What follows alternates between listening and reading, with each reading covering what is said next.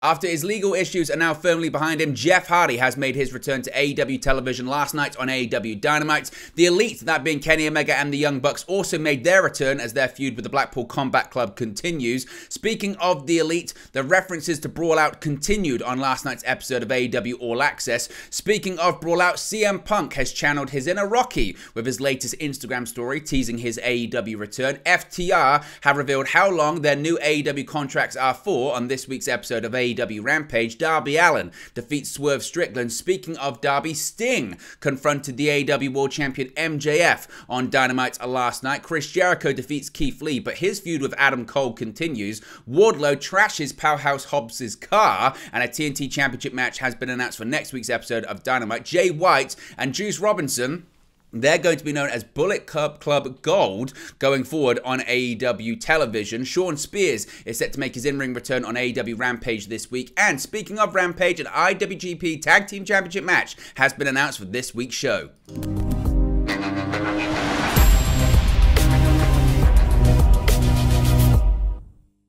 Hey guys, welcome back to Wrestling News 365. Hope everyone is doing very well. As always, there are plenty of news stories to get into in the world of All Elite Wrestling. Let's start off with last night's Dynamite, and let's start off with the return of Jeff Hardy. Now, just mere minutes, I suppose, before the show went on the air last night, it was reported by Sean Ross Sapp of Fightful Select that Jeff Hardy was backstage and he was expected to be involved in the show, and that's indeed what happened. Earlier this week, on Isaiah Cassidy's YouTube vlog, Matt Hardy claimed that he and Cassidy would be pursuing the AEW World Tag Team Championships together, and also stated that his brother, Jeff Hardy, could be back in the ring in 6 to 8 weeks, having recently got eye surgery after spending months on the shelf getting sober and dealing with legal issues. Now, though, that appears to be a deliberate misdirection, as Jeff returned on Wednesday night's edition of Dynamite. He returned to save his brother, Cassidy, and Hook from an attack from the Firm after Matt revealed that Hook's wins over Ethan Page freed Matt and Isaiah from their contracts with the faction. Jeff's music started playing during the beatdown, and he quickly hit the ring with what appeared to be a custom-painted steel chair. He sent Big Bill flying from the ring, nailed Lee Moriarty with the chair, hit a twist of fate, and then went to the top rope to land the Swanton bomb on Moriarty. After that, all four babyfaces celebrated as Jeff gave his regards to the crowd for such a huge ovation and a strong welcome back. Of course, Hardy has had his legal issues over the past 12 months. He copped a no contest plea in February in the criminal court case stemming from his arrest for driving under the influence in June 2022. In March on his podcast, Matt explained that while he understood fans' skepticism, the public should expect to see a new Jeff Hardy when he returns, one more dedicated to his sobriety. Quotes, "He just went into it with a different mentality," Matt explained. "He's never been this scared before." So, some people have been reacting as you would expect, being happy to see Jeff back. Some have been reacting saying this is AEW enabling someone that still has issues. What are your thoughts on Jeff Hardy's return? Were you happy to see him back? Are you still worried about his ability to maintain his sobriety? Let me know your thoughts in the comment section below. Now, speaking of returns last night, the Elite are back in full strength, kind of, but certainly the Young Bucks are back in AEW. After 3 weeks away, Matt and Nick Jackson returned on Wednesday's AEW Dynamite to back up Kenny Omega and take out the Blackpool Combat Club. Jon Moxley, Claudio Castagnoli, and Wheeler Yuta were continuing their attack on Elite members Michael Nakazawa and Brandon Cutler following Moxley and Castagnoli's victory over them. Omega's music hit and he distracted the group while the Bucks snuck in from behind, leading to a 6-man brawl. The Bucks and Omega were eventually left alone with Moxley, who escaped as Omega charged at him with a screwdriver, of course that being a reference to the Blackpool Combat Club attacking Hangman Adam Page with a screwdriver last week on TBS.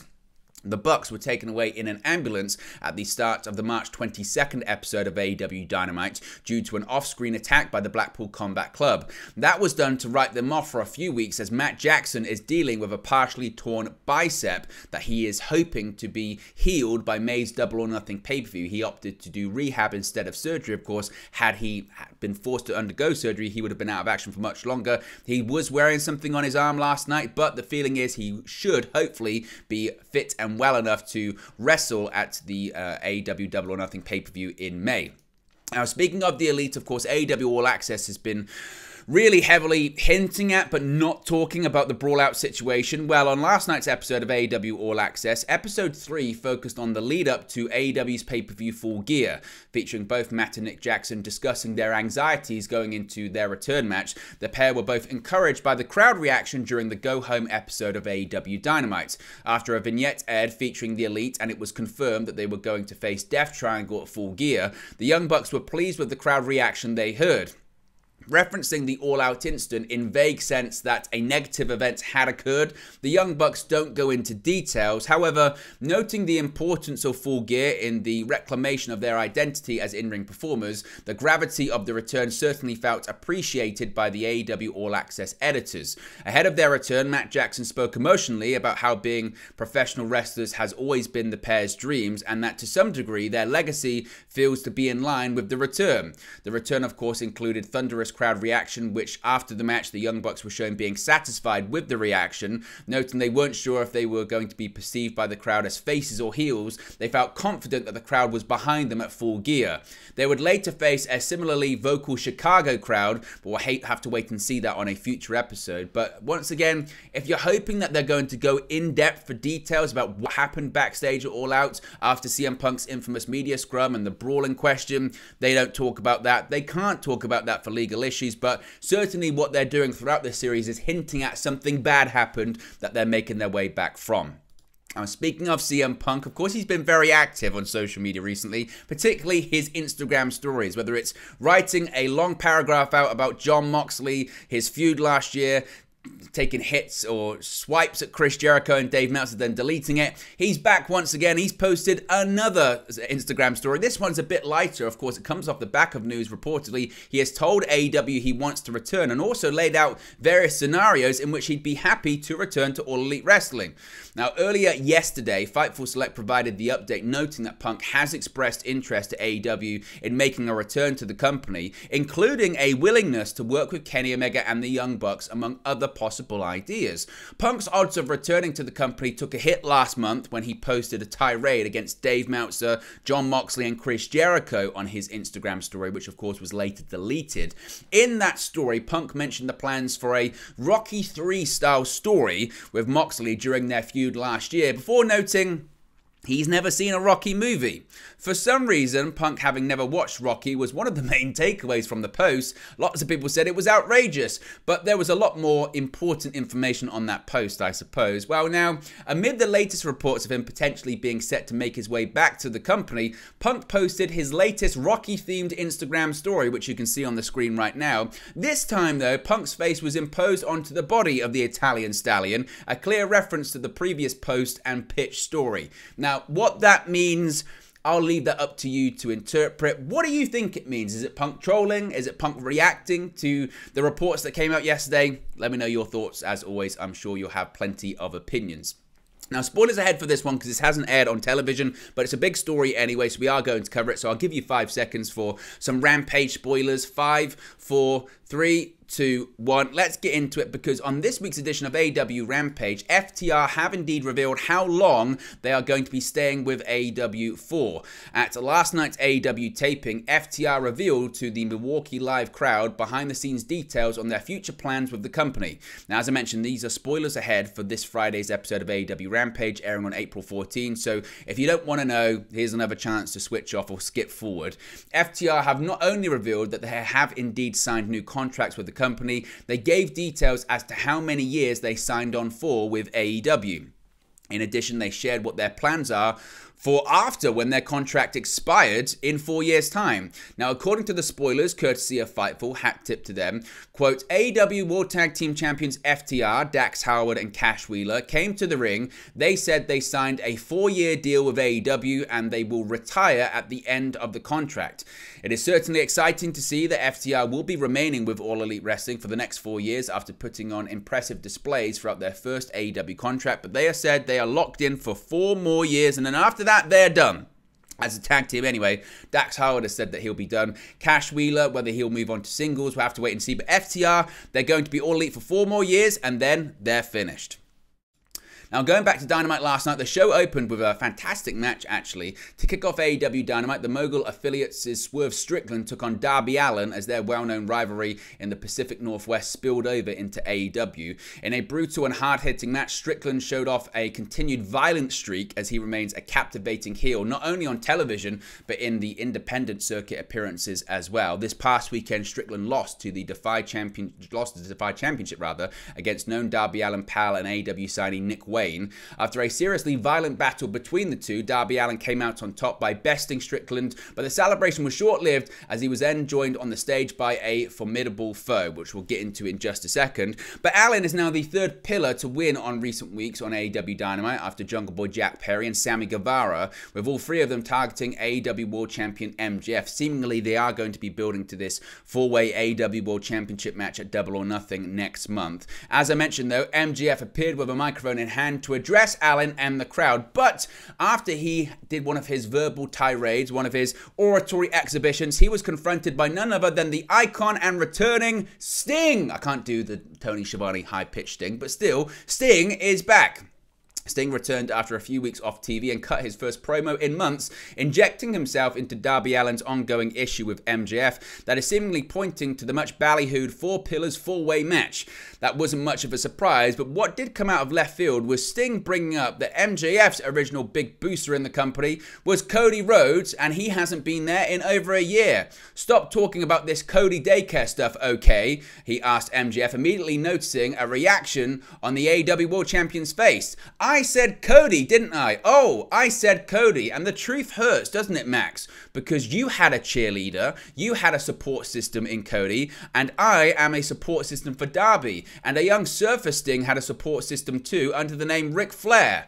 After shouting out Flair, Sting also referred to his transition to being a member of the NWO Wolfpack in WCW, singling out Kevin Nash and the late Scott Hall as further morale support. Looking to the sky, of course, when he mentioned the late Scott Hall. Let's face it, I'm just going to be real with everybody here, including you, Sting continued. Showtime is almost over, but showtime is just starting for this young man right here, Darby Allin. Max, mark my words, Darby Allin will become AEW's World Heavyweight Champion, I promise you. Sting then grabbed MJF in an aggressive hug headlock hybrid as he punctuated his promo, it is showtime. Now, the Four Pillars four-way between MJF, Allin, Sammy Guevara, and Jungle Boy Jack Perry has not been officially announced as of right now, but it is expected to take place at next month's Double or Nothing pay-per-view event in Las Vegas, Nevada. Of course, if there's an official update on that, we'll let you know. But I suppose the question is, how is Sting going to integrate himself more into this? Could we see, as Sting has said, this is going to be his final year in professional wrestling? Could the retirement match be against MJF? Could it be against Darby Allin? Could MJF force Sting to face Darby Allin in a retirement match? How would that even work out? Let me know your thoughts and theories. I'd love to know them. Now, last night's main event was a first-time ever matchup. In AEW Dynamite's main event, Keith Lee took on Chris Jericho after their backstage interaction last week. With Keith Lee seemingly close to capturing a victory over the Ocho, instead he was attacked at ringside by a masked assailant who looked shockingly similar to his longtime tag team partner turned foe, Swerve Strickland. After Jericho finished the match and captured the pinfall victory, the angle wasn't over just yet as they were soon joined by someone else. Adam Cole, baby, made his ring entrance to check on Keith Lee, much the same as the previous angle between Jericho and Cole where he refused to look at him. Cole was identically dismissive. They did the same, essentially shot for shot, the same shot that they had done previously where Chris Jericho came out to have a look on Daniel Garcia, but he refused to really acknowledge or take a look at Adam Cole. The same thing happened last night on Dynamite. Adam Cole came out, he checks on Keith Lee. He doesn't look at Jericho in the ring. Daniel Garcia and Jericho, they're furious. They didn't acknowledge him. A lot of acknowledging going on, I guess, in WWE and AEW. Nevertheless, seemingly we are building to Chris Jericho versus Adam Cole, most likely once again at Double or Nothing in May. Now, we know that next week there is going to be a TNT Championship match because Wardlow, he's not been seen on AEW programming since losing the title to Powerhouse Hobbs on the March 8th edition of Dynamite, which came just 3 days after he regained the title from Samoa Joe at the Revolution pay-per-view in San Francisco, California. In the interim, Hobbs and QT Marshall had been taunting Mr. Mayhem in their QTV segments, a thinly veiled QT-led setup to TMZ's daily syndicated TV show. On Wednesday, though, Wardlow returned returned to Dynamite, but he didn't show his face in the arena proper. Eventually he did. Instead, he directed a cameraman outside where he turned his focus to Hobbs' custom car. "Run!" Wardlow barked at a parking attendant before turning to the camera and exclaiming, "Hey Hobbs, nice car." Wardlow then attacked the vehicle with a pipe and then a velvet rope stand, a stanchion, taking out both windshields in the process. After skewering the front passenger window with a forklift that he spotted nearby, Wardlow then used the industrial vehicle to flip Hobbs' car. Later, AEW announced that Wardlow will get his TNT title rematch against Hobbs on next week's episode of AEW Dynamite in Pittsburgh, Pennsylvania. In addition to that, there have been other matches announced for the show. Britt Baker and AEW Women's World Champion Jamie Hayter are going to be facing Toni Storm and Ruby Soho of the Outcast. That was set up last night with a tag team match in which Soho and Storm defeated Sky Blue and Riho, but there were run-ins from Hayter and Baker as well.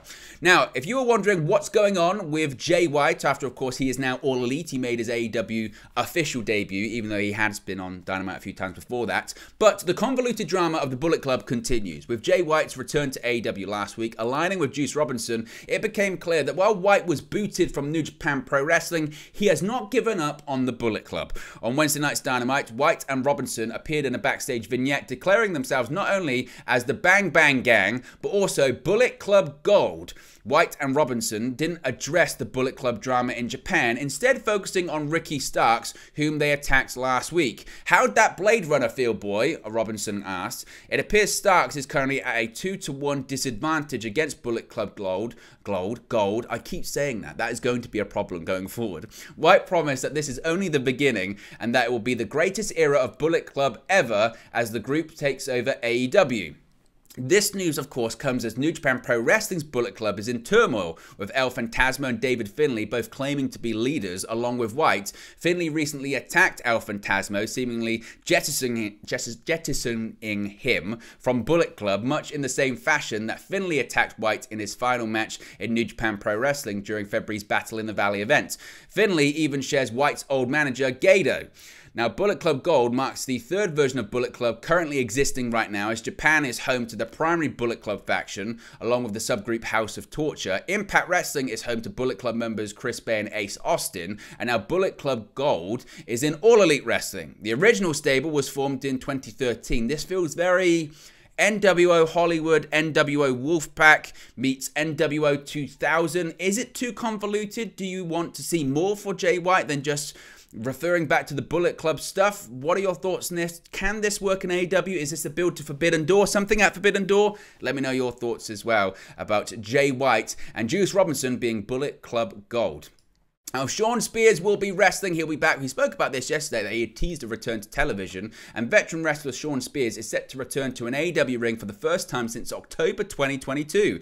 It was announced on Wednesday's AEW Dynamite that Spears will wrestle Jungle Boy Jack Perry on this Friday's AEW Rampage. Spears last appeared on AEW programming when the promotion traveled to Toronto to tape episodes of Dynamite and Rampage last fall. During the pair of shows, Spears helped his former Pinnacle stablemates FTR put away the Factory in a tag team bout. The sequence of events set up a trios match as FTR and Spears defeated the Embassy's Brian Cage, Bishop Korn, and Toa Leona to close out AEW's debut events in Canada. Subsequently, an emotional Spears addressed the AEW fanbase in Toronto, telling them he had been taking time off to mourn his beloved mother's death, while he and Cassie Lee were also expecting their first child together. With Spears and Lee welcoming their first child in January, one can presume that Spears is nearing a return to the road as a full-time wrestler. In fact, he wrestled at the WrestlePro Fest indie event last month against Colton Charles, which could be perceived as another sign of his imminent return to AEW television. It's worth pointing out that the Spears vs. Perry match was taped immediately after Wednesday's live episode of Dynamite in Milwaukee. We're going to get into another match that was taped as well in just a second. But Shawn Spears is back, and it looked like in the promo that was released on social media, he's doing the 10 thing again. So I guess maybe he's reverting to an old gimmick as well. Finally, we've also got a title match that was announced on Dynamite for Friday's episode of AEW Rampage. Aussie Open will defend the IWGP Tag Team Championships against Best Friends on Friday's AEW AEW Rampage. Trent Beretta and Chuck Taylor of Best Friends issued the challenge to Aussie Open's Kyle Fletcher and Mark Davis for the IWGP Heavyweight Tag Team titles in a backstage promo on Wednesday's Dynamite, and the match was officially announced for Friday's Rampage episode. Aussie Open defeated Hiroki Goto and Yoshihashi to win the IWGP Tag Team titles at Saturday's New Japan's Sakura Genesis event. As I mentioned, the return of Shawn Spears has also been announced for Rampage. He's going to be facing Jungle Boy Jack Perry. In addition to that, FTR, they've been announced for that promo, which they revealed their contract length. Taya Valkyrie will take on Emi Sakura on Rampage in a women's division contest as well. Mark Briscoe will team with Jeff Jarrett, Jay Lethal, and Satnam Singh on Rampage in an 8-man tag team match against unannounced opponents. A promo from Matt Menard and Angelo Parker of the Jericho Appreciation Society has also been announced for Rampage as well. The timing for Rampage is going to be a bit different on Friday as well if you're in the United States. Rampage will air as early as 9:30 p.m. Eastern Time this Friday on TNT, or immediately following the conclusion of TNT's coverage of the NBA playoffs. Pre-game coverage begins at 7 p.m. Eastern Time, with the game scheduled to begin at 7:30 p.m. Eastern. So they're kind of just waiting for that game to end. But there you go, guys. It's the latest AEW news for you. Be sure to smash a like on the like button. Be sure to subscribe bottom right hand corner. Let me know your thoughts on today's AEW news stories in the comment section below, and I'll speak to you again very, very soon. Hey guys, thank you for watching, listening, streaming, or however you come across this video today. Be sure to click on the video on the right there to watch our next video, or click the bottom there to subscribe, or the bottom right hand corner. Thank you very much, and I'll speak to you again very soon.